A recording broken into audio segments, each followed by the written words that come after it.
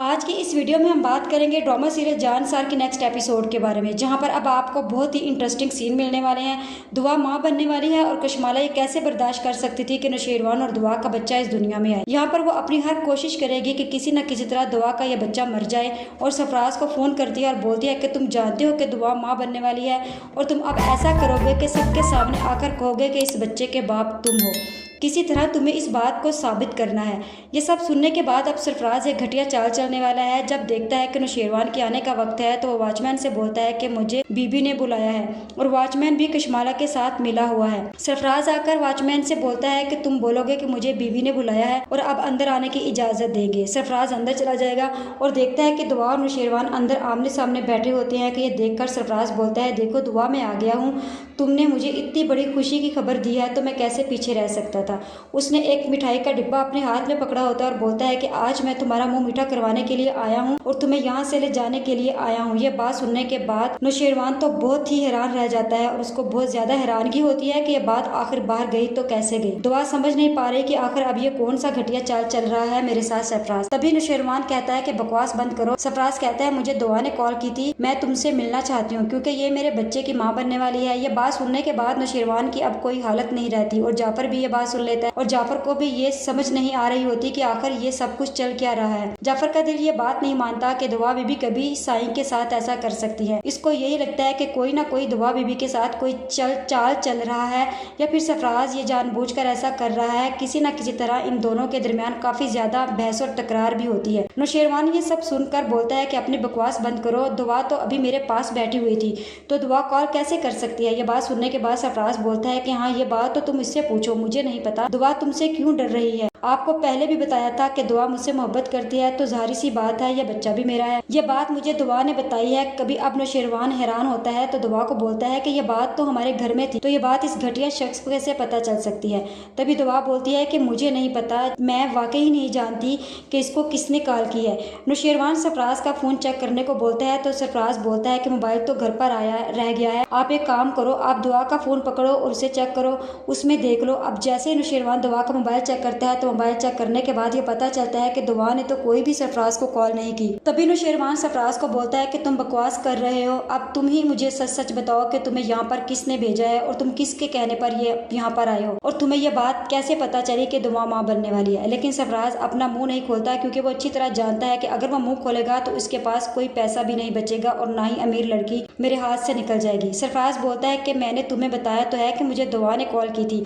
अब सरफराज को अच्छा खासा फेंटा लगेगा नौशेरवान से। सरफराज दुआ को बोलता है कि तुम्हारे लिए सब कुछ बर्दाश्त कर रहा हूँ और तुम्हें जितनी मुझे मार पड़वानी है पड़वा लो, लेकिन तुम्हारे लिए मैं इस दुनिया की तमाम मुश्किलात को भी उठाने के लिए तैयार हूँ। दुआ बहुत ही रोती है और नौशेरवान के सामने अपनी सच्चाई बयान करने की कोशिश करती है, लेकिन नौशेरवान न जाने उसकी इस बात सुने बगैर वहाँ से चला जाता है। तभी जाफर भी साथ होता है। जाफर बोलता है कि साईं साहब, एक दफा आपको अपने फैसले पर नजरसानी करनी चाहिए क्योंकि मेरा दिल इस बात को नहीं जानता कि बीबी सैन ऐसा कर सकती हैं। बात सुनने के बाद तभी नौशेरवान कहता है कि जाफर, मुझे खुद समझ नहीं आ रही कि ये कैसे हो सकता है क्योंकि दुआ अभी तक मेरे पास थी और उसने अपने फोन को हाथ तक नहीं लगाया, तो कैसे इस घटिया शख्स को पता चला कि दुआ माँ बनने वाली है और आकर इतनी घटिया बकवास की कि मेरी बर्दाश्त से भी बाहर हो रही थी। फिर बोलता है, जी साईं, लेकिन अब पता लगाना होगा कि ये सब कुछ किसके कहने पर कर रहा है। मुझे यकीन है कोई ना कोई उसके पीछे जरूर है जिसकी वजह से ये सब कुछ कर रहा है, फिर दुआ से या आपसे बदला लेना चाहता है। नौशेरवान बोलता है कि हाँ, उसका तो पता करना ही पड़ेगा। जाफर अपने कुछ मुलाजमीन को सरफराज के पीछे लगा देता है नौशेरवान के कहने पर कि तुम्हें सरफराज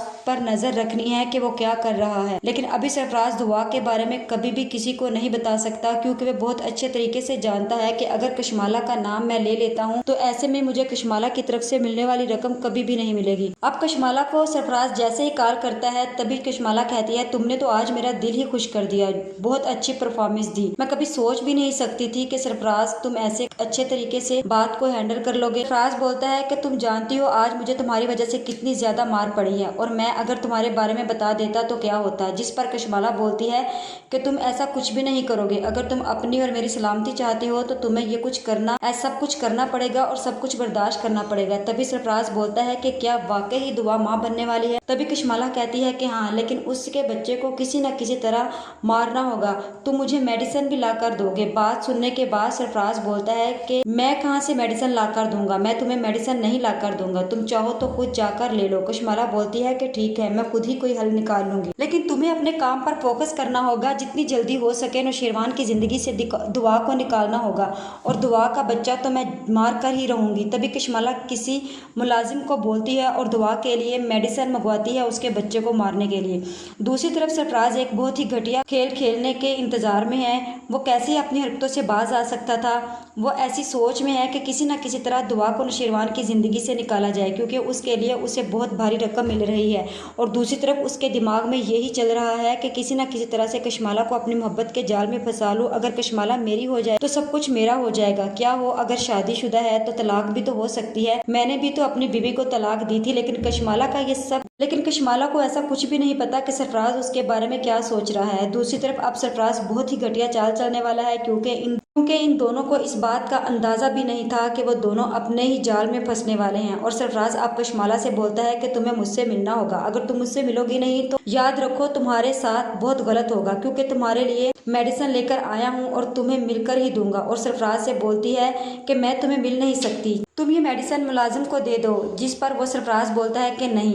सरफराज बोलता है कि ये मेडिसिन तो मैं आप ही को दूंगा। वो अपनी जिद पर कायम रहता है। कशमाला सरफराज से मिलने पर इनकार कर देगी और सरफराज कशमाला को ब्लैकमेल करना शुरू कर देगा कि मेरे पास तुम्हारी सारी कॉल रिकॉर्ड मौजूद हैं और मैं नौशेरवान को जाकर सब कुछ सुना दूंगा। जाफर का मुलाजिम कशमाला की सारी हकीकत जानने के बाद जाफर को बताता है कि कशमाला बीबी के पास कोई दवाई लेकर आया था और उन्होंने उस चीज की उसे बहुत भारी रकम दी है। सुनने के बाद जाफर को लगता है कि दुआ का बच्चा मारने के लिए कशमाला बीबी ये सब कुछ कर रही है। जाफर कशमाला और सरफराज की सारी हकीकत नौशेरवान को बताता है कि मैंने तो पहले ही बोला था कि सारी की सारी साजिश किसी और की है, दुआ बीबी ऐसा नहीं कर सकती, आपको मेरी बात पर यकीन नहीं आ रहा था। तभी नौशेरवान बोलता है कि कशमाला ऐसा कैसे कर सकती है, जिस पे नौशेरवान जाफर से बोलता है कि तुमने कशमाला पर नजर रखनी है कि वो क्या कर रही है। जैसे ही नौशेरवान अपने कमरे की तरफ जाता है तो नौशेरवान कशमाला को फोन पर बात करते हुए सुनता है, जो भी हो मैं दुआ के बच्चे को मार कर रहूंगी, तुम्हें अपनी बात पर कायम रहना होगा कि यह बच्चा तुम्हारा है। तभी नौशेरवान अपने कानों पर यकीन नहीं कर रहा कि मैंने कैसे दुआ पर शक कर लिया।